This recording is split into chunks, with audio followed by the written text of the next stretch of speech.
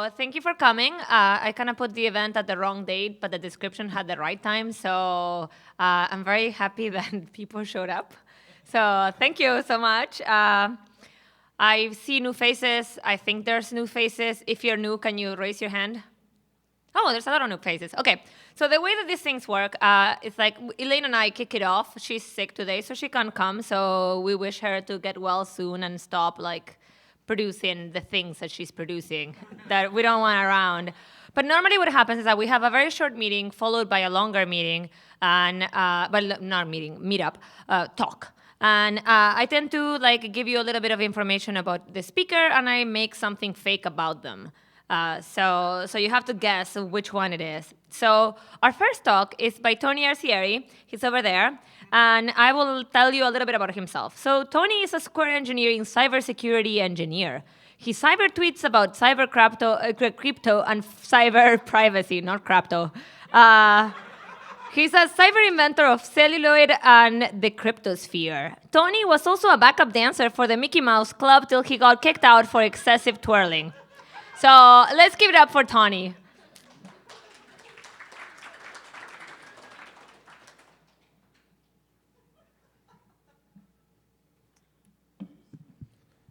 So I did just want to say the one true thing in there was that I was part of the Mickey Mouse Club. All right. So I am Tony Arcieri, and I am here tonight to tell you about Macaroons, a better kind of cookie. So I work at Square on the cybersecurity team, where my day-to-day involves a lot of silhouetted figures in dark hoodies, neon-colored locks, binary and hexadecimal splattered all over everything. But the cool thing is we recently purchased keyboards with the cybersecurity key, and things have gotten a lot better since then. So I'm here tonight to talk to you about this paper, Macaroons, Cookies with Contextual Caveats for Decentralized Authorization in the Cloud. So what are macaroons? Well, they're like cookies, but they have layers. And why should you care? So I threw this slide in here somewhat facetiously, but in fact, I think there is a long-standing problem in security, which is rarely discussed, that macaroons actually solve. And this is something I guess I'll refer to as the 3+ principle problem. So perhaps you have a website, people log into it with some credentials, and they get back a cookie. It's probably familiar to most of you. Perhaps some of you have dealt with taking some sort of monolithic application and splitting it apart into a spectacular new service-oriented architecture. Now you have all sorts of various interesting interactions going on between all of your services. So what happens when there's an attacker? Or perhaps you're dealing with the Internet of Things, which in fact ends up looking quite a bit like that service-oriented architecture. So existing solutions to this general problem of distributed authorization are typically rather complex. So here is OAuth. Some of you might be familiar with that. I'm throwing all these graphs up here just because they look gross. You may have dealt with single sign-on. This is a system called CAS, Central Authorization System. This is the login workflow. And once you've gone through that, we get this nice simplified workflow, which still looks gross. All right. Or the federated access problem.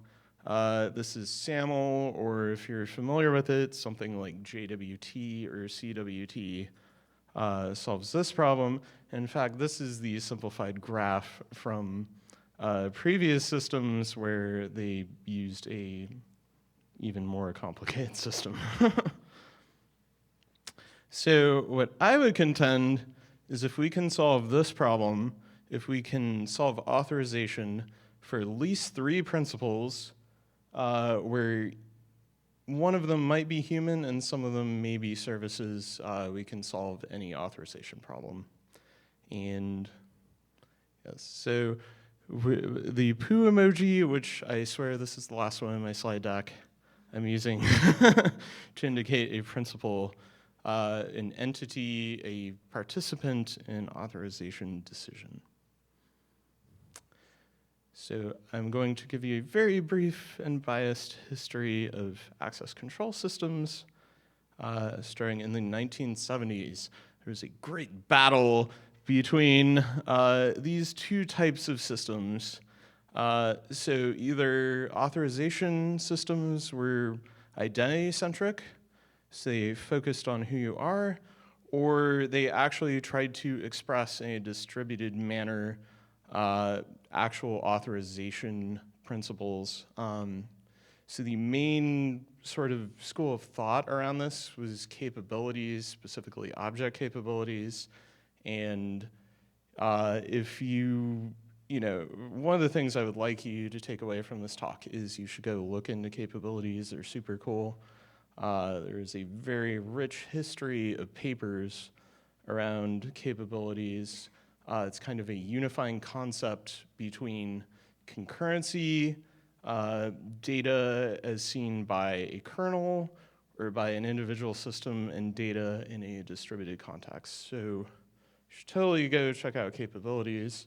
Unfortunately, these identity-centric systems won, and it's kind of like one of these things like functional programming versus everything else, where some of us may have a gut sense that functional programming is right in some degree, but unfortunately, we are still dealing with the mess that is the system that may be just like slightly more intuitive for people.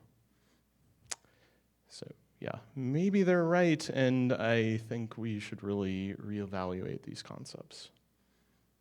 So the main problem is ambient authority. So who thinks they know how set UID works? So if you do, you should look at this graph. So there are many types of ambient authority, even in Unix systems. So we have RUID, SUID, EUID, and this is a graph of a finite state machine that says how they relate to each other. So this is just completely incomprehensible. So for the most part, the authorization systems we depend on to keep everything secure just cannot be understood by humans. We get this sort of gross ad hoc logic that is just incomprehensible. So in the 1980s, we got this really cool paper. It was the Confused Deputy paper by this guy Norm Hardy. It wasn't really, your type of formal paper. It wasn't really an academic paper. It was just this guy writing a paper and telling it how it is. So I am going to give you a somewhat inaccurate retelling of how Trollface stole Christmas. So we've got our Confused Deputy. Here's Barney Fife. And we've got Trollface and Santa Claus. And so Trollface tells Barney to arrest Santa, and Barney's confused. He's like, why should I arrest Santa? So Trollface tells Barney I'm Andy Griffith, and that's totally cool, and now there's no Christmas. All right. So what happened here was we have Trollface with very little authority and Barney over here with a gun. And because of that, Barney got confused, arrests Santa Claus, and then we don't have Christmas. So what we really need is a system that respects authority end-to-end in these sort of multi-principle decisions. So that, we've got Cartman over here, and he has a little wee bit of authority, and Barney should just respect that. So another way of looking at this is when we have these sort of multi-principle decisions, we end up with someone in the middle that's trying to wear too many hats. So this service in the middle is trying to respect the authority of a user and also has all sorts of additional authority, and there are many users. So what we actually want is a system that is able to switch hats and respect the authority of the client and make all of these sort of multi-principal interactions use the sort of hat of the client that is making the original request. So back in bureaucracy land in the 80s, papers we don't love, we get this thing called X509, which is part of the ITU X series. So yeah, that's a big list, but the really crazy thing is the ITU had one of these for every single letter in the entire alphabet, and this is just X. So X500 or X509 comes out of this thing called X500, which was just the directory component of the X series, which was supposed to be this sort of all-encompassing global communication system, which these days we would just call the internet, right? So X500 is notable for practically nothing. Yeah, this is the Wikipedia, all the links are dead. There are only two things to take away from it. One is LDAP. LDAP is the lightweight equivalent to X500 and X509. So X509 would go into this thing called Netscape, and in particular, Netscape introduced security. It introduced HTTPS and a bunch of ciphers there. If you're familiar with them, they're all terrible, except for maybe RSA. But yeah, we got this X509 PKI. So this is, hopefully you're familiar with it, but it's sort of a centralized system where we have certificate authorities. We have clients who create certificate signing requests, give them the certificate authority, and we try to, in a central manner, give everybody certificates. And we get these fun certificate chains, which is how we verify that any given certificate is valid. And so, yeah, so this is a very complicated system with a lot of problems. And in fact, people were realizing this just in the mid-90s when this sort of thing launched. So can we do any better than this? So in 1996, some people were concerned and started working on an alternative. This is called Spooky and Sudsy. So these are effectively part of the same standard, but yeah, basically simple distributed security infrastructure. Here's the paper if you're curious, but it's a system based on S expressions that was trying to simplify the X509 PKI. So in the 2000s, there were a lot of cool papers. I'm just going to touch on one. This is probably the paper that makes my point for me the best. It's called Ackles Don't. Kind of came out of the capability school of thought. And here is the most important point. And this is, if you take anything away from this talk, I hope you take this point away. This is basically that every single system we build that does distributed authorization today is broken. So if you use Ackles or anything like that, they're not able to make correct decisions about authorization in a distributed context. They can't solve this 3+ principle problem. And yeah, we'll get to this guy soon. So Macaroons. So here's the paper, a lot of Googlers' names on it, also name dropping Spooky and Sudsy, but the main two things are they're bearer credentials with caveats. So bearer credentials you're hopefully familiar with. A bearer credential in the traditional sense is anything you take around with you. It could be a driver's license, concert ticket, money, what have you. So the cool thing is these already have caveats. So these are a thing you're hopefully familiar with. We put these restrictions on a bearer credential, and these control how people interpret them. So they can be redundant. So we see 1, 1, 1, 1, 1 all over these things. The same seat at the concert, that kind of thing. They can be overlapping. Maybe not necessarily a good thing, but this actually does a fairly good job of illustrating how macarons work. So we also have these contextual caveats. So you may be holding McLovin's driver's license here, but if your picture doesn't match, you can't use McLovin's driver's license as if it were your own. So macarons are actually constructed. So let's take a look inside of a cookie. So we have this function. It's called hmac. Is a hash-based message authentication code. And what it does is we have a secret key and we have a message. And if we take the key and the message and we put them into hmac, we get back a uniformly random looking number as this tag that only the holder of the key is able to generate or guess and so forth. So here's an example of a cookie. We've got this user ID and maybe an expiration sort of caveat thing.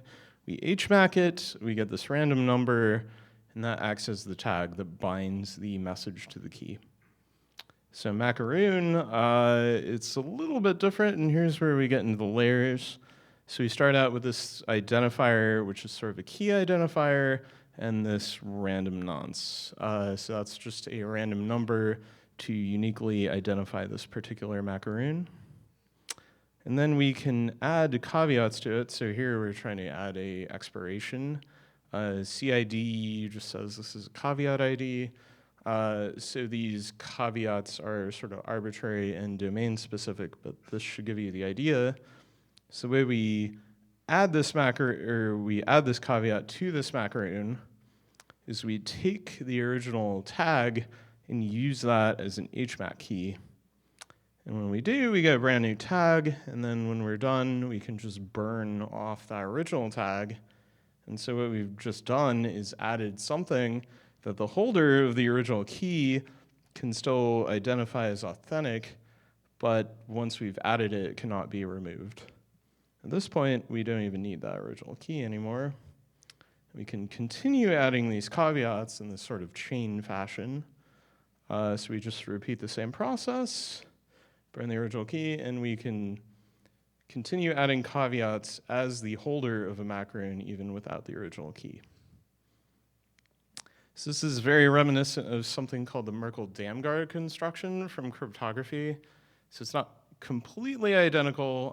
So this is a slide from Dan Bonnet's crypto class, which I would strongly recommend you take if you're at all interested in cryptography. But it's sort of this construction that has formal proofs and we're fairly confident is secure. So I originally saw this, it blew my mind. But maybe you're wondering, so how does this actually help? So we can do some really cool things with this. So going back to that confused deputy, we can build systems based on authorization and not identity. So if we look at that cookie, we have this user ID, and what we would normally do with the cookie is take that user ID, look up in a database, try to apply some policy, pull in our domain objects, try to resolve this decision. And fortunately, not only does all of this require doing a bunch of database requests, but that nice policy scroll in practice probably ends up looking like a bunch of gunked up authorization logic, which is full of errors that the attackers want to exploit. So in a macaroon, what we do instead, so there's Barney Fife again. A macaroon, what we do instead of these, instead of using a database system, we use authorization caveats that explicitly spell out what people are allowed to do. So in this case, we have some domain-specific things. We got our widget, we have our operations we want to perform on them. So we have a subset of our widgets we're allowed to act on, and we have a subset of potential operations that we're allowed to perform. So when we do that, so we get a system that's based on what you can do, not who you are. But we can extend a macaroon with additional caveats that overlap the original ones, but form a sort of subset of what the original caveats were. So now we've limited this to a particular widget and a particular operation. So then we perform a set of checks to make sure all of the caveats hold, even though they're overlapping. And if they do, the authorization decision is allowed. And this process is called attenuation. So what this allows you to do with Macaroons is this idea of delegation. So what you're probably familiar with is the sort of pattern on the left, where you have a client making a request to a service that makes a request to another service. The client has its original credentials, and then the intermediate service talks to this backend service with the full authority of all its credentials as that intermediate service. So this is how we get that confused deputy again, but go away, Barney Fife. All right. Another way we can do this is we can mint another credential, so this client is able to talk to this target service directly. So the intermediate service goes to the target service, goes, give me a credential exactly suited for this client, and then hands it back to the client, and then the client is able to talk to the target service. So what Macaroons allow you to do is get rid of that network round trip, replace it with cryptography, and have this sort of intermediate service hand its credential over to the client, but attenuated so it can only access something specific.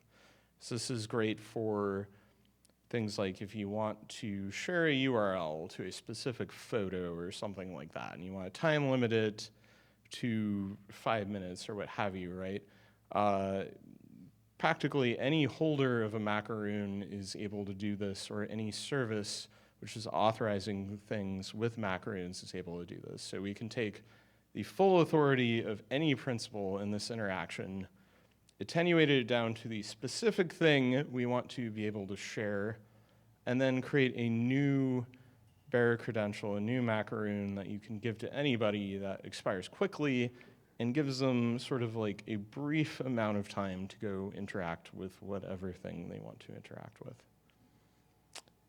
So in the title of the paper is contextual caveats. So contextual caveats, to go back to the McLovin photo, so we can put a caveat in that restricts a Macaroon to a particular client. So this is an example based on token binding, specifically this idea of channel-bound cookies. So there's this new specification created mostly by Google to let your browser either automatically create a self-signed certificate for a particular site, or if you have a cool hardware token like a YubiKey or something, that can do the same thing. And you can actually bind any sort of cookie to either that certificate in your browser or to a hardware token. And you can encode this into a Macaroon such that you need to be using that browser, using that hardware token to get to a particular thing. Another way to do this is the traditional X509 PKI. You can just give every principal a certificate and bind things that way. So I think this is a very powerful idea in that as soon as you take this Macaroon out of that particular context, it loses its power. And this lets you do things like you can have a central Macaroon service where you can, ahead of time, generate and publish Macaroons, or have individual services generate and publish Macaroons for the other services they want to interact with. And since they're contextually confined, they're not secrets. So you can just publicly publish this, everything can get to them, and you won't have a security problem. I think that's pretty powerful. So what makes Macaroons truly unique? It's this idea of third-party caveats. So here's an example of this. I'm going to unconfuse the confused deputy. So we got Barney Fife again, got Trollface and Santa Claus, but now we have a sheriff. So Trollface still wants to arrest Santa, but this time Barney's going to say, you have to go ask the sheriff. Barney asks the sheriff, and no. Now Trollface is sad. All right, Christmas is saved, hooray. So adding a third-party caveat, this is pretty complicated. It's going to be a lot of keys flying around. I'm going to try to explain it as best as I can. But the basic idea is we can get rid of some of these round trips in something like OAuth using cryptography, and doing so adds some sort of privacy-preserving properties. So it works like adding any other type of caveat, but okay, so we're going to add this third-party caveat that's going to request this other service provide some sort of authorization. So what we're going to do is create a new random key, and we are going to take one copy and encrypt it under a key derived from the tag. And we're going to store that in the macaron. And then we're going to take a third-party key. So this is some other service we want to involve in the authorization decision. This can be a symmetric key, it can be a public key, it doesn't really matter. So we're going to take another copy of that random key and combine it with that third-party key and also store that in the macaron. So we have two keys at this point, one which can be read by the original service that holds the private key to this macaron, and one that is the third-party service we want to authorize against. So now we have this other service that holds this other key. So we can take a copy of that and combine it with this other key. So this allows us to do something that macaroons model in the form of authorization logic. So now we want to so effectively this third-party service is going to create a second macaroon underneath this random key that was created by the original service. So we want to add a new expiration date that just says the service authorizes that decision until this timestamp expires. So we basically do the same thing where we hmac it and create a tag. So now we have two macaroons, and we need both of them for the authorization decision to be considered valid. So this is called a discharge macaroon. So this is sort of using terminology from formal proofs. So this is effectively discharging the proof. So this is a holder of key proof. So all it's saying is this proves that the third-party service discharged that particular key. So it, at one point in time, knew that particular key. So that's all we need. So now to go one level deeper here, so we can nest third-party caveats.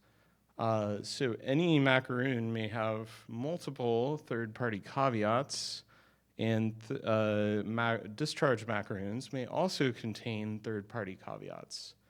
So we can have sort of arbitrarily nested, arbitrarily structured graphs across any type of service you want to be involved in an authorization decision. So you can imagine you have a session service, you have a timestamping service, you have a fraud service. It doesn't really matter, just whatever domain-specific services you have, you want to be involved in an authorization decision. You can express practically anything you want using this. And now for the really neat thing, if we flip this whole thing upside down, forms a proof of authority. So let's see, that can be formally proven to be rooted in that ultimate key. So this is the last page of the Macaroons paper. So what they actually did was invented their own form of authorization logic, and the reason they had to do that gets back to that original point from Ackel's don't, which is existing authorization logic cannot solve this three plus principle problem. So typically authorization logic, which I mean this is a very simple logic, right? It's ultimately just modus ponens. But the sort of novel thing they added was the ability to model more than two principles. So effectively, existing authorization logic is broken because it cannot solve this 3+ principle problem. And this is perhaps the most interesting thing in the Macaroons paper. So there are a number of open source libraries which implement the paper, and they're all interoperable, and there's a test suite which confirms they all interoperate and can all speak to each other. So hopefully you see the language you're looking for on this list. I'm the author of the Rust library, which is probably actually the one that is the least mature at this point. But if you're interested in using this, there is sort of an evolving open source ecosystem. And that's it. There's a link to the paper. There's this website, Macaroons.io, which gives you some information about the format. If you're interested in talking about Macaroons, I suggest you use the Google group. There's also Slack, although we don't really have a way to invite people. Should probably fix that. And otherwise, I am Bascule on Twitter. So thank you.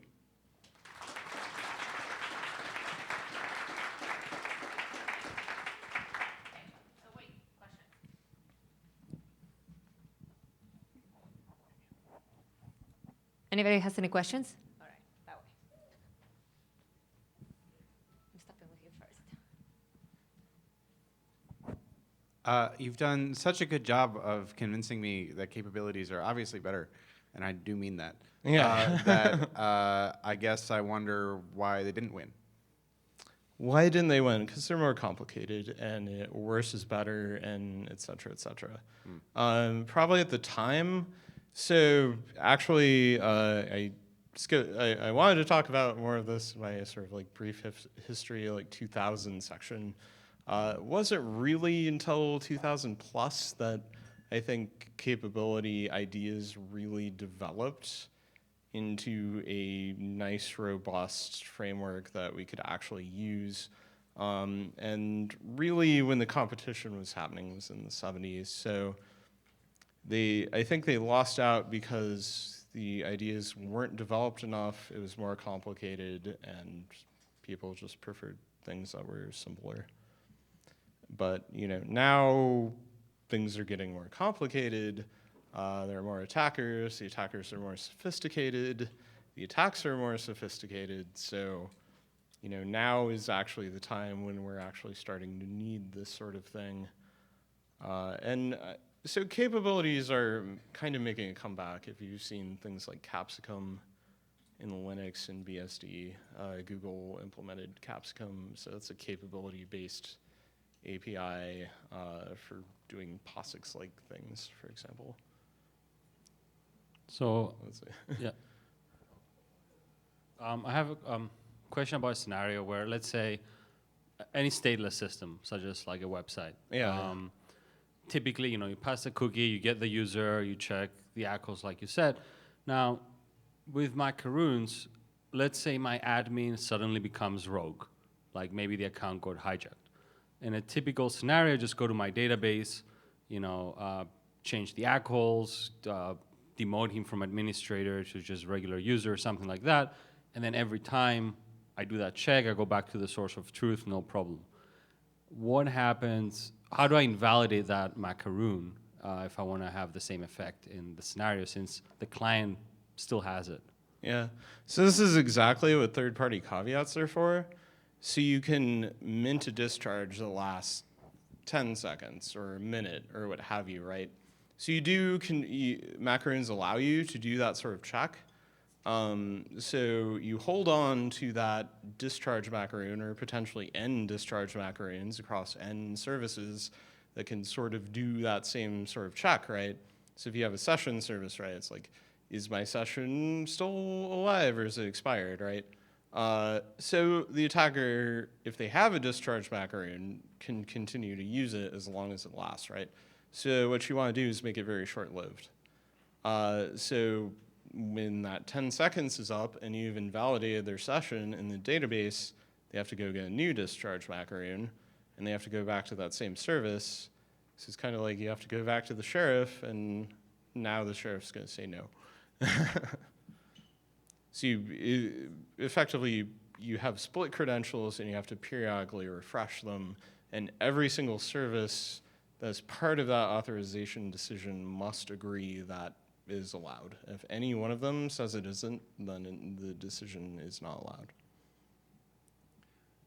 Any significant sites using macaroons in practice? Yeah, so that's a good question. So I am still not sure what Google is actually using macaroons for. In terms of people I know who are actually using them, so there's a database called Hyperducts that base their entire authorization model around macaroons. And additionally, Canonical, if you're familiar with them, the makers of Ubuntu, built their single sign-on system with it. Beyond that, in terms of like who has actually bought into them, I don't have a whole lot of other examples. As to why that's the case, I think there's a lot more work that needs to be done sort of on the open source ecosystem around them. So there aren't good standards yet, there aren't well-defined test vectors, and the open source libraries that implement this paper are still relatively immature. So it's kind of an up-and-coming-ish evolving idea, I think. But my argument would be it is pretty much the only game in town that actually solves that multi-principal problem in an elegant way besides capabilities. So I have a question around the size of macaroons.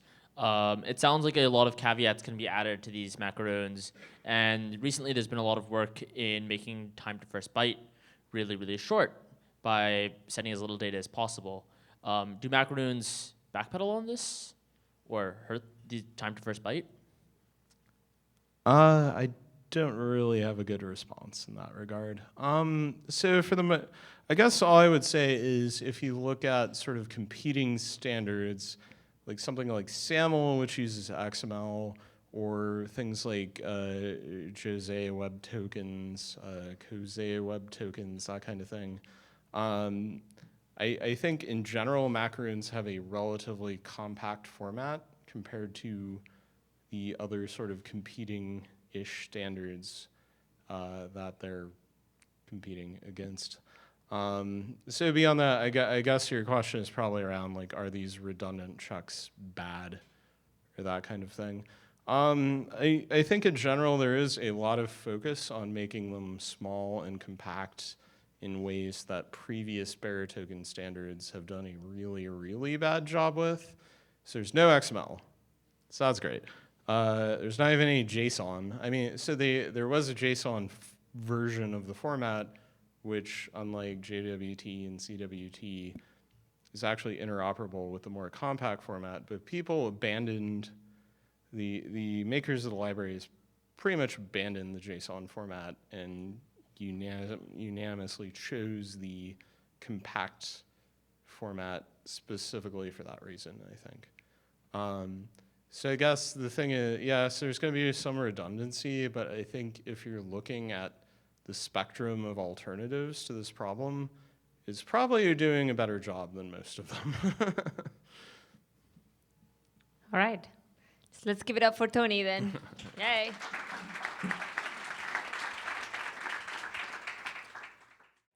So now Gareth is going to be talking about the rendering equation, and I'm going to tell you a little bit more about him, because probably this is the first time you meet him. So Gareth has been involved in games and 3D graphics since 1999, started at Silicon Graphics, followed by several games companies, including Activision and BAM Studios. Since 2008, he has been working at Imagination Technologies, researching sophisticated rendering techniques using Imagination's ray tracing technology. Gareth recorded a hit single when he was 11 years old, and he cannot return to the West Berkshire without causing a paparazzi commotion. So let's give it up for Gareth.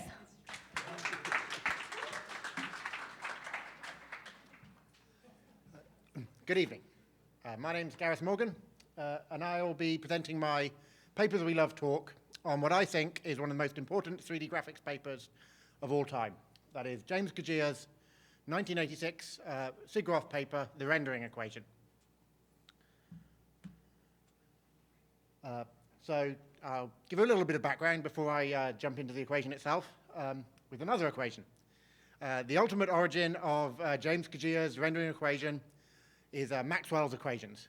These were a set of equations formulated in the 1860s by James Clerk Maxwell. They are some of the most important equations in physics, alongside things like E equals mc squared and F equals ma. And they relate, they're a set of vector equations that relate magnetism to electricity.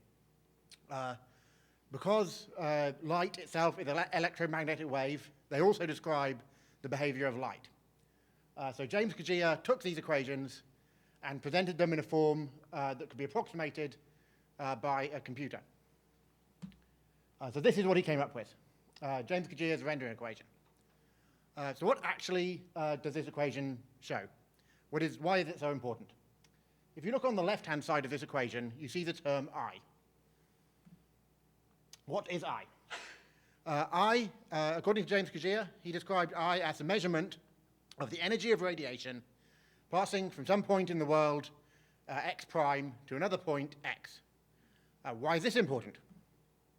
Why does this matter? Well, if instead of saying x is some arbitrary point in the world, if instead we say x is your I, the rendering equation gives you an equation which tells you how much light energy will reach your eye at point x from any arbitrary point x prime in the world. This is basically the crux of 3D graphics as we know it. Anytime you see a computer-generated image, even going back to the earliest computer games like Doom, through to modern computer games like Call of Duty, as well as modern production graphics like DreamWorks Home, all the pixels of all these images are attempts by a computer to solve the rendering equation. So now I've hopefully explained and convinced you that it's an important equation. I'll go over some of these terms on the right here and try and explain to you what they mean. So the first term in the rendering equation is the geometry term. The most important aspect of the geometry term is it's zero if there's any opaque geometry between our 2 points. So if there's opaque geometry between our I at point x and the point we're trying to solve for, x prime, then the geometry term is zero. And as the geometry term is multiplied by the whole rest of the expression, if the geometry term is zero, the whole rest of the expression is zero. This makes sense from a common sense point of view. If there's an opaque object between your eye and a point, then no light will reach your eye directly from that point. The other aspect of the geometry term is an inverse squared law. If you've done any physics at all, you're probably familiar with inverse squared law for things like gravity or magnetism. And as I mentioned earlier, light itself is an electromagnetic wave, so the same kind of inverse squared law applies to light, that the energy transfer between our point x and our point x prime falls off with the square of the distance between our 2 points, x and x prime. The next term is the emittance term. This is pretty simple. If the surface that our point x prime is part of is itself a light, then most of the light that reaches our eye at point x from x prime will be photons that are emitted from that light, the surface of the light. That's very simple. It's simply the brightness of the light. The problem is, for almost all scenes, for most of the world, doesn't emit light directly. Most of the world, the emittance term is zero. But those bits of the world which don't have an emittance term aren't pitch black. So this is where the next term comes in, which is the integral. So for those other bits of the world which don't emit light by themselves, the light that reaches our eye from those points comes from all the other points in the entire world. So we have to integrate over all the points in the world. So within this integral, we now have a third point. We have our original point, our I point at x. We have the point we're trying to solve the rendering equation for, x prime. And we now have a third point, x prime prime, which is its other point in the world. And within the integral, we have two terms. The most important of them is this one, which is I again. So the rendering equation is recursive. To know how much light reaches our eye at point x from x prime, we need to know how much light reaches our eye at point x prime, reaches our point x prime from the third point x prime prime. Hopefully this diagram will explain it a little. So yeah, we have our point x at our eye. We have our point x prime we're trying to solve the rendering equation for. To solve that, seeing as x prime is not a light, we need to solve the rendering equation for all the other points in the world. And for each of those points, we need to solve the rendering equation again. So for each of those points, we also need to solve the rendering equation integral for all the other points in the world. So you can imagine that's quite a tricky equation to solve. The final point of our the final term in the rendering equation I'd like to talk about, and actually I'll talk about in some detail, is the scattering term. So we have our 3 points: x, our eye point; x prime, the point we're trying to solve for; and this third point, x prime prime. Only some of the light that arrives at x prime from x prime prime will ultimately reach our eye at our point x, at our eye point x. So the function that defines what percentage of that light energy arriving from x prime prime to x prime ultimately arrives at x, we use what's called a bidirectional reflectance distribution function, or a BRDF. This is a really important concept in computer graphics, so I'm going to go into it in some detail. The way a BRDF is usually defined is in terms of angles. So here we have our 3 points. On the right, we have x prime prime. We have the surface point we're trying to solve for, x prime, and our eye here on the left, x. We actually define the BRDF in terms of the angles relative to what's called the normal vector. If you've done any computer graphics at all, you've probably encountered the normal vector. This is a 3D vector that is exactly perpendicular to our surface at our surface point, so at x prime and x prime prime. Given that vector, we can now define our incoming and outgoing light direction using 2 angles. We have theta, which is the angle between the light vector and the normal, and we have phi, which is the orientation of the light direction around the normal. It's generally quite hard to describe for our brain to comprehend 4-dimensional functions. So for the purpose of this, I'm actually going to switch over to another application. This is the Brdf Explorer. It's actually a bit of software released by Disney Animation. And it's a way of visualizing these complicated BRDF functions. So here in this window at the top, we have our point, x prime, on our surface at the center of this yellow circle. And then we have, coming from our point, we have the dark blue normal vector pointing directly upwards. That's our normal vector. On the right, we have this light blue vector, which is the incoming light direction at our point, x prime. And you can see with this slider on the left here, I can vary the theta that defines this light direction. So if I bring the theta all the way down to 0 degrees, our light blue incoming light vector is directly parallel to our normal vector, but as I bring it out to 90 degrees, it becomes directly perpendicular. The other angle that defines that incoming light direction is phi. And that can go from 0 to 360 degrees, and as I vary it from 0 to 360 degrees, our light blue light vector moves around the normal. So that's how you define our incoming light direction. What about our outgoing light direction? Well, it's a 4-dimensional function, so we've defined 2 of the numbers that are parameters to our 4-dimensional function. How do we find the rest? Well, I can actually plot a BRDF function on this using this application, and that will show us the outgoing light direction. So this red hemisphere in the middle of the window is our BRDF.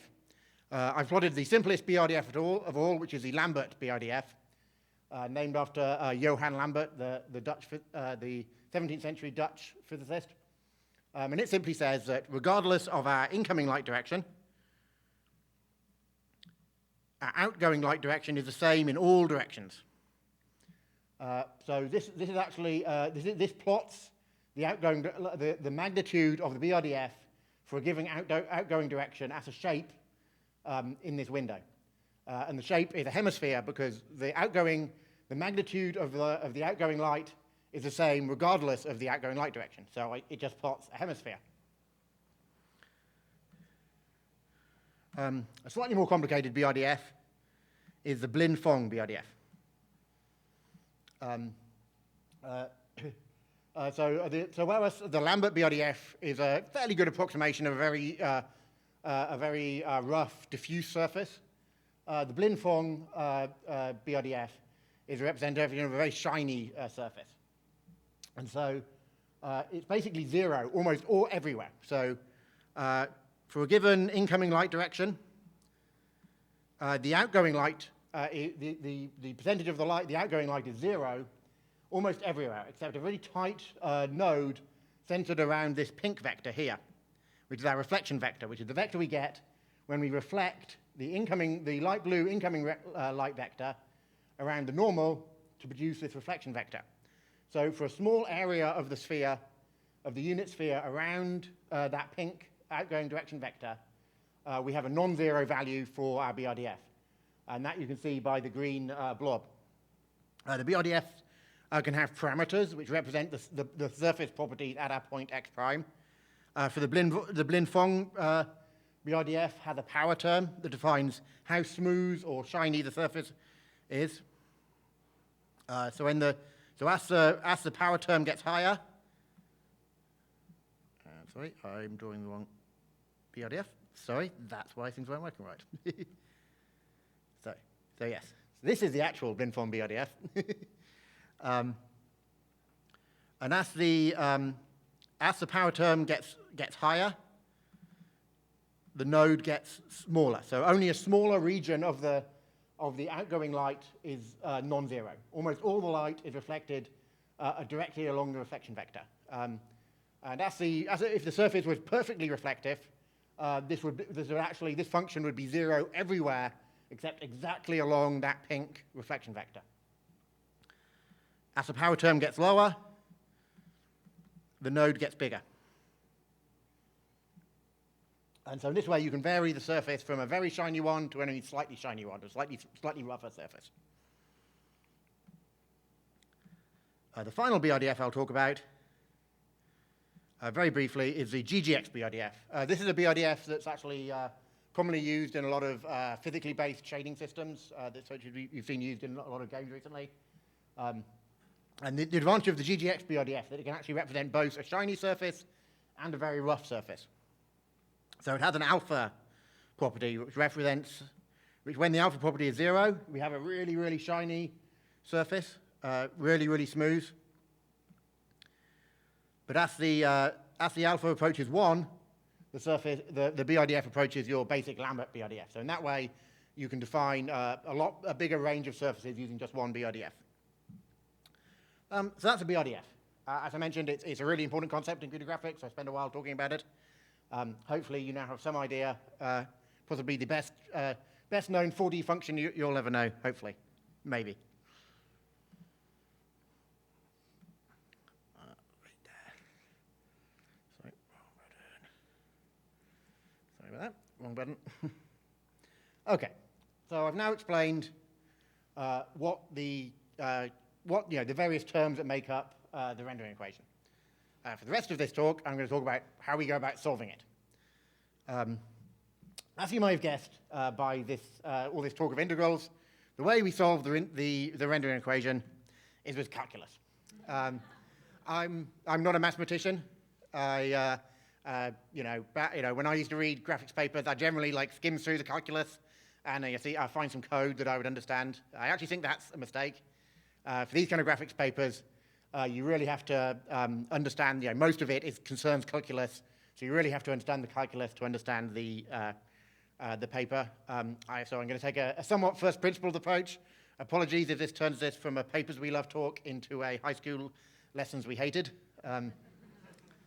or if it's extremely basic for you. So integration. Integration is represented by this funny S symbol here. And fundamentally, it's about solving the area problem. So we have our function f of x, which we can plot like this one here, is simply x squared. And the area problem is to tell us the area under our graph of f of x within a particular domain. In here, the domain is between 1 and 3 and the x-axis. So integration will tell us the area under the curve in this region here. What that means depends on what the function represents. If this function represented velocity, the integral of this function would be the distance traveled between 1 second and 3 seconds. If this function represented the change in share price, it would represent the amount of money we've earned between 1 day and 3 days. It's a pretty fundamental mathematical process. I'm sure when you were taught integration, you were taught analytical integration. In analytical integration, we symbolically manipulate our function f of x to produce the integral. So for a simple polynomial like this, we take x squared, we add 1 to the power to produce x cubed, and divide by the result. So we get 1/3. The integral of x squared is 1/3 x cubed. We then we feed that into the minimum maximum of our domain to produce a result. So the integral of x squared between 1 and 3, the area under the graph you see here is 8 and 2/3. Really basic stuff. Why am I even talking about this? Well, what if the function we're trying to integrate is more complicated? What if it's the function itself doesn't lend itself to symbolic integration, analytical integration? Or what if the function itself is some complicated multi-dimensional function like this on the right? You rapidly get into the point where it's very hard to integrate our function using analytical integration. For these kind of functions, you can use what's called numerical integration, specifically Monte Carlo integration. And this is the way James Kajia suggested solving the rendering equation. Brief historical aside here, numerical integration was actually invented by this guy, Stan Ulam, along with John von Neumann, Enrico Fermi, and Nicholas Metropolis, who at the time were working on the Manhattan Project during World War II to create the first atomic bomb. And they worked out to solve these kind of really complicated integrals that couldn't be solved with analytical integration. You could use the power of statistics. Particularly, you could use the power of electronic computers. The reason Monte Carlo integration didn't really take off until the 20th century is, even though the concept existed before the 20th century, it took the power of computers to really make it feasible. In particular, during the Manhattan Project, there was the ENIAC computer, although the thing Stan Ulam is holding in his hand there is actually a mechanical computer. So the ENIAC wasn't actually available when they first came up with the concept of Monte Carlo integration. It was busy computing artillery tables. So they came up with this mechanical computer for doing their Monte Carlo integration. The problem they were trying to solve was the problem of neutron scattering in the core of the atomic bomb. And actually, the solution they came up with this mechanical computer, very similar to the way James Kajia ultimately solved the rendering equation. Random historical aside there. So how does Monte Carlo integration work? So basically, it's using the power of statistics and probability to come up with an approximation of your integral. So you choose a uniformly distributed random number within your domain. So our domain here is between 1 and 3. We choose a random number, or as we're using a computer typically, a pseudo-random number, a difference I'm not going to get into right now, somewhere between 1 and 3. We evaluate the function at that point, and then we compute another point, and add them together, and compute an average. And then we multiply by the size of our domain. And then we keep doing this.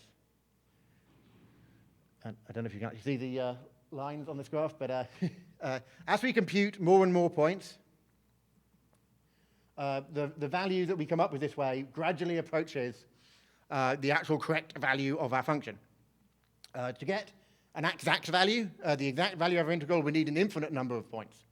But the point of Monte Carlo is you don't actually need an exact value most of the time. You can come up with a pretty good approximation with actually a small number of these samples. The problem with numerical integration is the problem of convergence. What I've done here is I've plotted the error, the difference between our approximation and the correct result over time. And the problem is you need a lot of, to get a good approximation using uniformly distributed numbers, you need a lot of numbers. And particularly for the problem of the rendering equation, we're trying to solve it for every pixel on the screen. So we need to solve a lot of integrals. So even with a powerful computer, if we If we just use uniformly distributed random numbers and try to solve it with brute force approach, we'll be there a long time. The reason for this is basically goes down to a basic property of random numbers. Here I've plotted a few random samples, and these are genuinely uniformly distributed random samples, but you may notice they don't really look very random. They look kind of clustered around certain points. And it's not a problem with my code. These are actually uniformly distributed pseudo-random numbers. But the fact is, when human beings look at random numbers, they don't look random. They tend to form these clusters. This is one of the reasons for the gambler's fallacy. So if these were numbers on a roulette wheel, you'll be thinking, oh, we want to bet on 2.2 or 2.6. But actually, no, you shouldn't. 2.2 is exactly as likely as 1.6 or 1.8 on this weird roulette wheel. It's just you tend to get these clustering of uniformly distributed random numbers. That's the way they work. And for Monte Carlo integration, this is the problem. We've basically oversampled our function around these points where the samples are clustered, and we've undersampled it in the points where you don't have many samples. So a huge part of James Gagia's paper is actually talking about solving this problem. I don't actually have time during this talk to talk about how he solved it. But basically using things like stratified sampling, importance sampling, hierarchical sampling, and adaptive sampling, you can get much better convergence than you will with just purely uniformly distributed random numbers.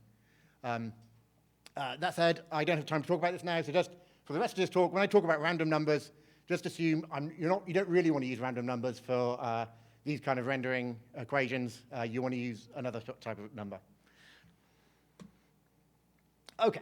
So now we can solve really simple one-dimensional integrals. Great. You may notice the rendering equation is not a really simple one-dimensional integral. It's this very complicated, multi-dimensional recursive function. So how do we solve that using Monte Carlo integration? Well, the first thing to note is that, actually the rendering equation is a Fredholm equation of the second kind. What does that mean? I don't actually know. I'm not a mathematician. I have no idea who Fredholm is. Probably a long-dead 19th century European mathematician who's never been referenced in a Pixar movie. But the key point about a Fredholm integral equation of the second kind is it can be simplified using a Newman series. That is an infinite numerical series. The first term of our series is simply our first geometry term multiplied by our first emission term. The second term of our series is our first geometry term multiplied by our first integral. And inside that integral, there is exactly one emittance term, which is our second emittance term. That is the key point about the Newman series. Every term in the Newman series has only one emittance term. So here we have the integral of all our x prime points that are light emitters, and the light that arrives on them at x prime. The third term is that integral with another integral inside it, and inside that integral is our third emittance term. This is getting kind of confusing. The way this was simplified by James Gagia is using linear operators. So, the first thing he did is just all the geometry terms and emittance terms just become g's and epsilons. Then all the integrals he represented using the linear operator m. So they simply become m. The advantage of linear operators, I hear, is that you can actually use a power term with a linear operator. So subsequent terms of the equation just become m cubed and then up to m to the n. So we now have a very simple-looking symbolic representation of our rendering equation as a numerical series. How does it help us solve the rendering equation? Well, it turns out all these terms have actual real-world interpretations that actually mean something. The first term is the light that arrives directly at our eye if our point x prime is a light. There's no integral important term, that's just it. It's just a constant value. The next term is the integral of all the points that are themselves, is the integral of all the lit points that bounce, all the light that leaves the eye, bounces off our point at x prime, and then arrives at our light at our eye at our point x. The next term is all the light that leaves our light, hits the surface, bounces off, hits another surface, then arrives at our point x prime and bounces off and reaches our light. So each term in the rendering equation represents a bounce of light. This is actually the key to solving the rendering equation. So the first way James Gajia suggested solving it is the way it has actually already been solved. He called it the Utah Approximation. That is named for the University of Utah, where a lot of the really key fundamental work, early work was done in computer graphics. And so one thing to note about the rendering equation of this form is each term, there is less energy in each subsequent term than there is in the last. And each time the light bounces, we run our BRDF, and only a small percentage of that light ultimately arrives at our eye from that point. So each term gets smaller and smaller. So the Utah approximation just says, well, we can just ignore everything after the first two terms. So really all we care about is the light that arrives at our eye directly from the surface, and the light that bounces once and then arrives at our eye. This is the way almost all computer graphics had been done before James Gajia presented the rendering equation. And it's actually the way most real-time computer graphics are done to this day. If you've ever written a program in OpenGL or DirectX, and you've written a light loop in your shader, and maybe taking in that's your integral. That's your integral M here. Running over all the lights in your light loop is the integral. If you've run a shadow map on each of those lights, if you've executed a shadow map on each of those lights, that's actually your second geometry term. And then your light color is just that emittance term. Basically, this was the way, basically the way graphics were done, particularly in real time, for many, many years.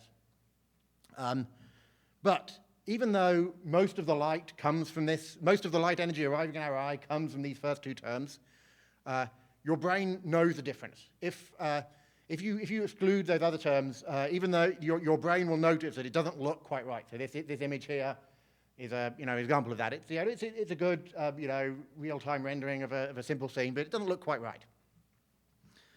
So what if we want to actually include the contribution of those other terms? I have lost a slide. Sorry.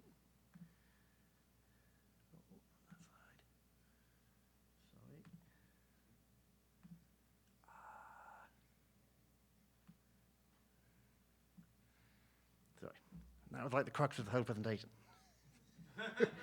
So, the answer is ray tracing. The secret of comedy is timing. Ray tracing wasn't invented by James Gajia. It was actually developed by Turner Whitted in his really important 1980 paper.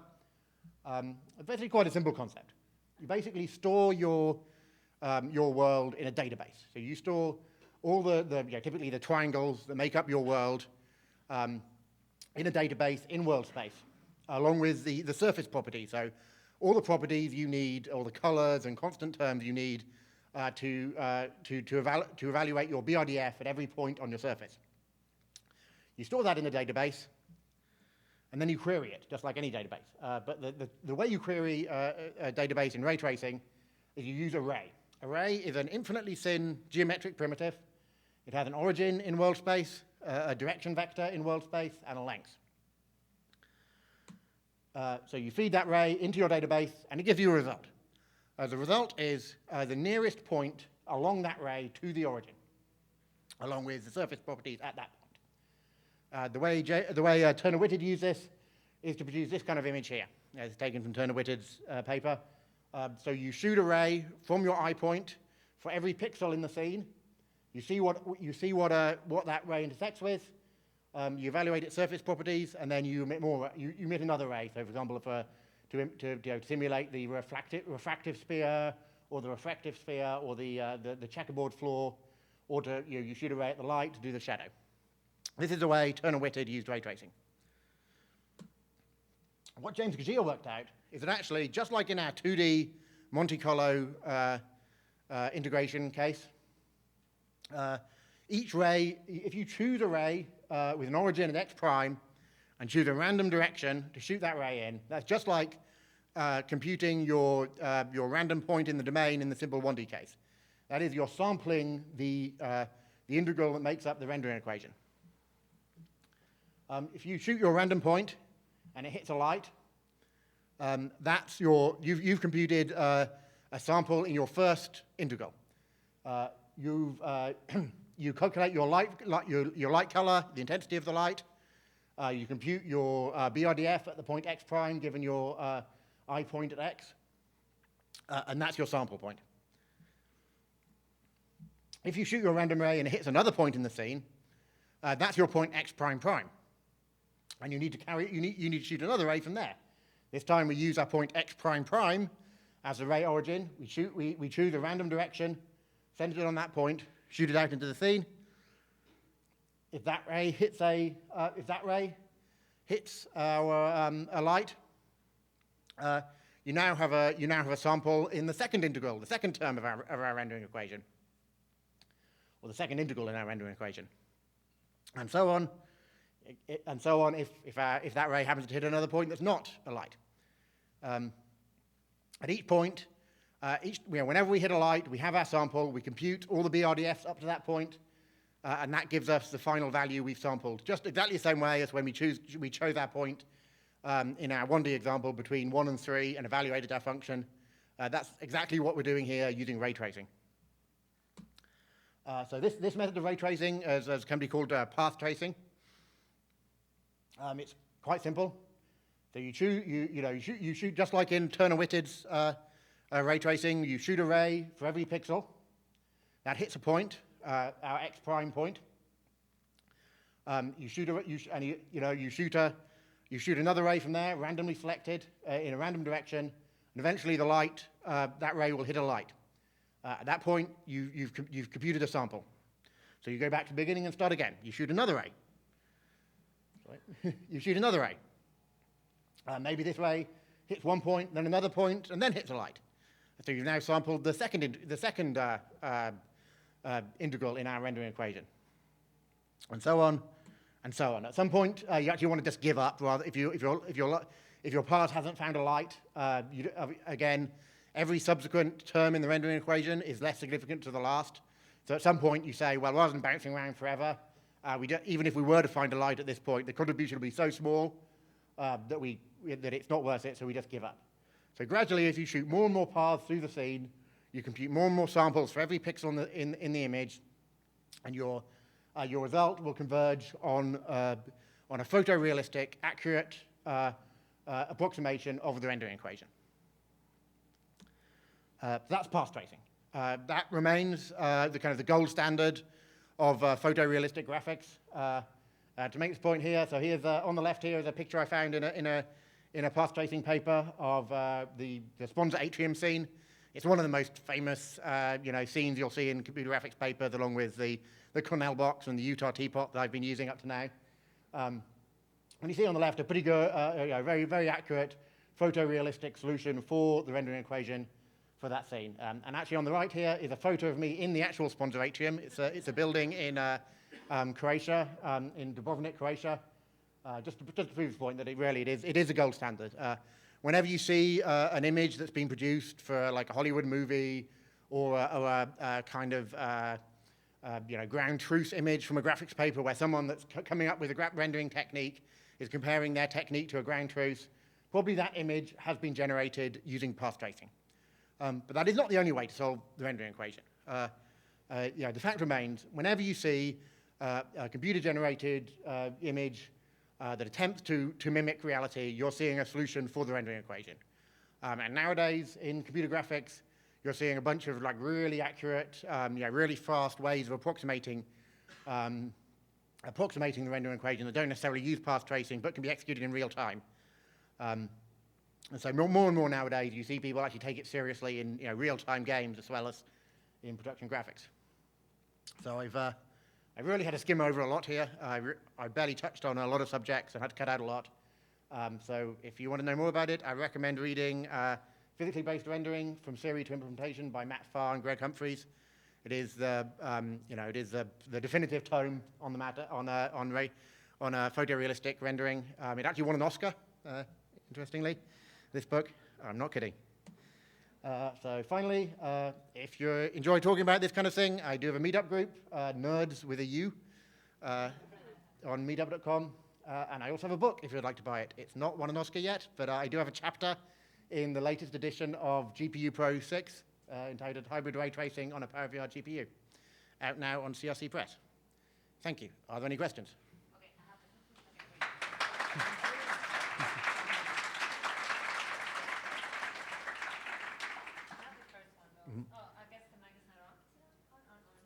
Hello. Yes. So how does the tools, like the tool chats, like the tool chains, like look like? Because I mean, are you supposed to keep the things in your head as you're like a graphics engineer? No. Nowadays there's very mature tools. Like back in 1986, the tools were pretty primitive.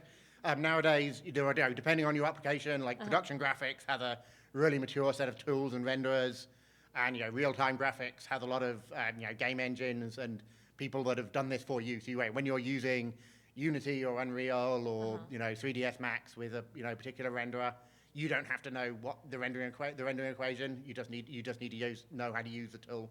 So there are now actually very mature tools. So you think that it's a good thing or a bad thing?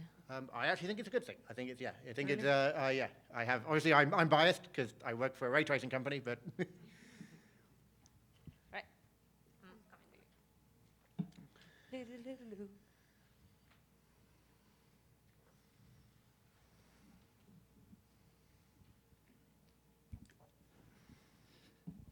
Hi, I was wondering, are there extensions that have been made to the rendering equation to deal with things like polarization or fluorescence or like color shifting and things like that? Yes, to have actually somebody else. This is the last talk, the mini talk I did. Yes, so I actually glossed over the whole matter of color. So the way it's generally handled is, all the values you see in these equations are actually they're not just one value, they're three. You just have a red, a green, and a blue value. And then technically, every BRDF actually is three BRDFs, one for each, the red, green, and blue.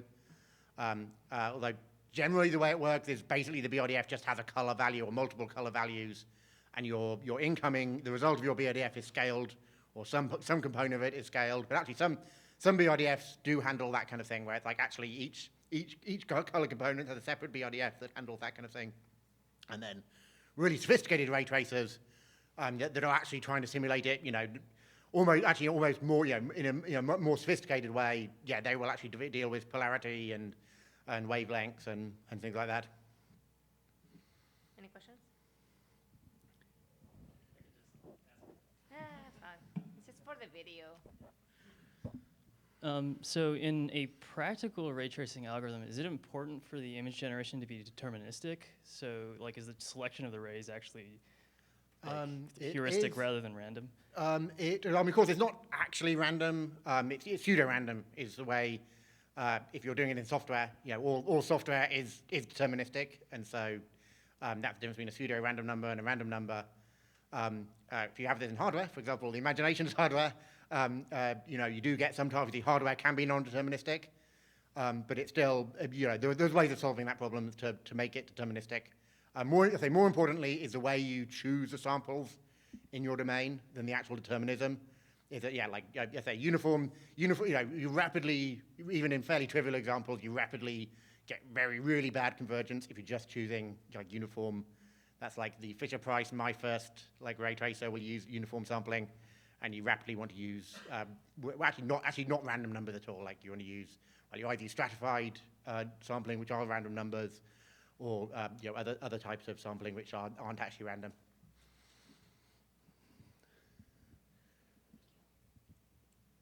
Okay, you're on the way. The occlusion factor, you call it geometry factor in Maxwell's equation, seems to put 100% block on the light as if it were photons, particles. If you're dealing with, if they've also extensions to deal with polarization, which is waveform, do they also deal with some of the bending properties where light actually shines around corners in the waveform? So refraction is very much, So basically, refraction definitely is that. So the BRDF, you generally think about a BRDF as just the hemisphere. But actually, if an object's transparent, the BRDF is actually 360 degrees, not just 180 degrees of the full sphere there. And so yes, the BRDF is actually a 360-degree function that represents some of that light is going through the surface as well as being reflected off.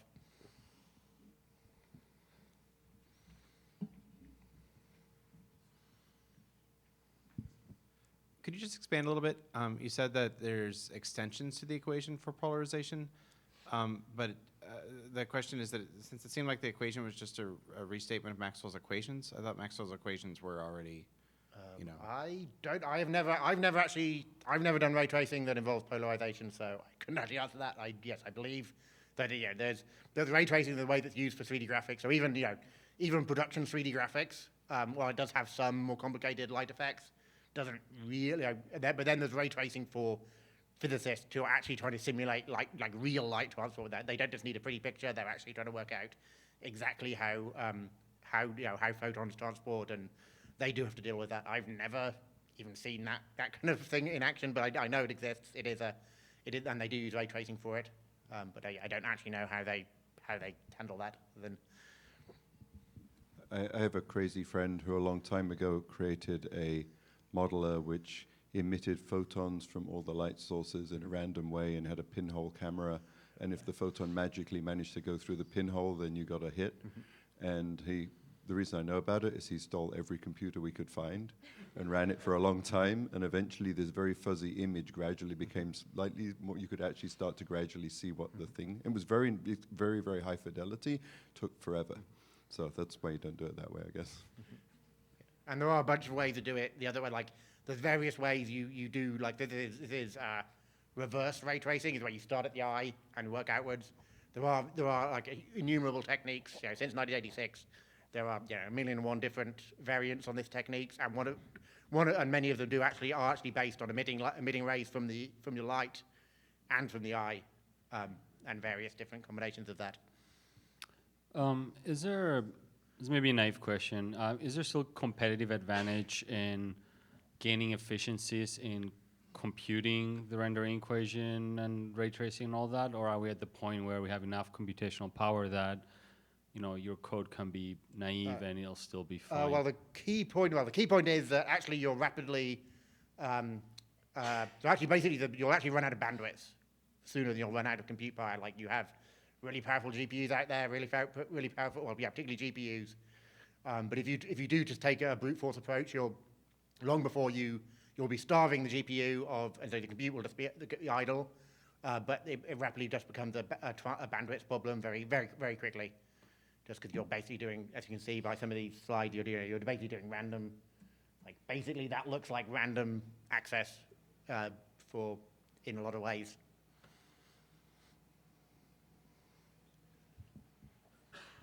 Stretching. There's sort of an anecdote to answer, to respond to that question. And I don't know exactly how true this is, but apparently every Pixar film, it takes an hour to render each frame because even though the computers are getting faster, they're just going to make more complicated scenes. And the threshold that they've sort of settled on is when it takes about an hour to render a frame, that's as far as we're going to go. So do they want them to be more efficient? Yes, they do want the techniques to be more efficient as much as they'd like the computers to be faster. So anyway.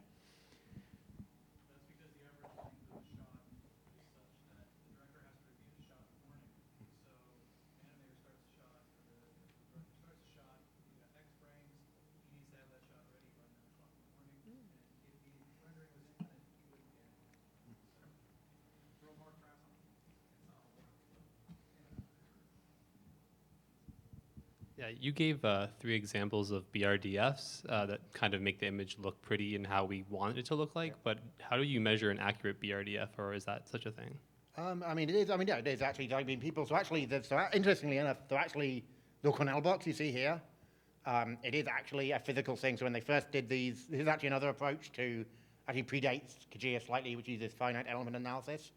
And they built this box and took pictures of it and worked out how to do the math in such a way that it looked like the picture they took. So there's a lot of complicated math involved, but it is very much like a BRDF is a physics. It's not just a computer graphics term. It's an actual thing. Hi, I'm curious about the limits of this model for understanding things. So diffraction effects. All these diagrams show sort of reflected rays.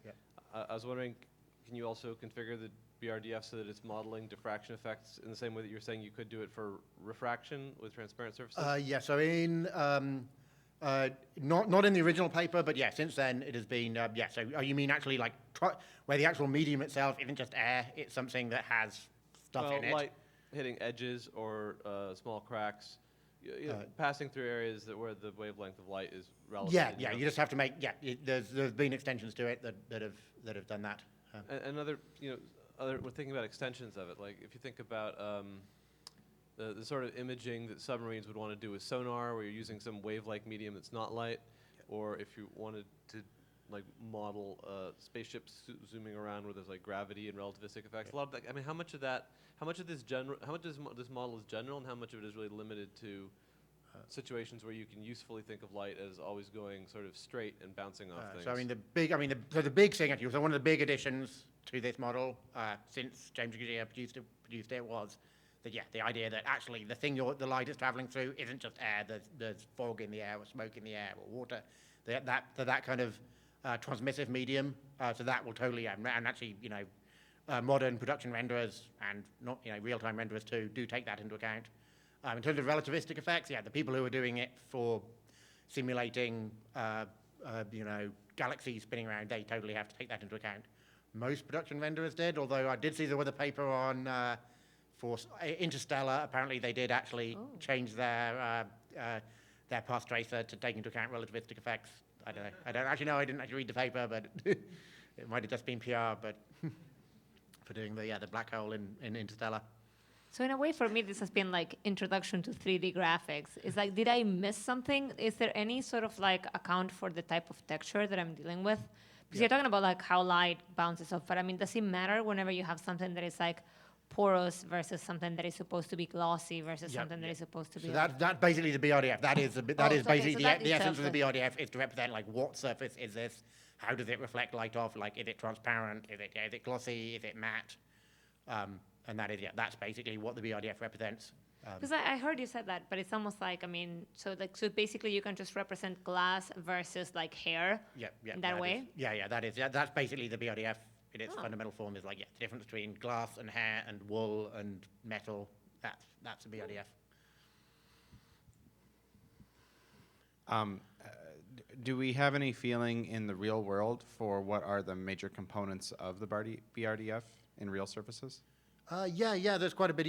There's like it's a fairly well understood. Not being a mathematician, generally as someone who just consumes this kind of research rather than actually like does it. I think it's a pretty well understood. So basically, the main model used nowadays is the microfacet model. That basically it also boils down to basically a statistical thing. That basically you consider it if you look at your surface. It's a bunch of like basically you consider each like minute facet of your surface is a perfect mirror, but you have like a whole bunch of them like on a microscopic scale, and so actually the BRDF represents the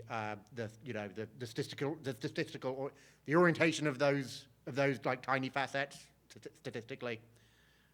Is basically that's the microfacet model, which is like I think most BRDFs are based on.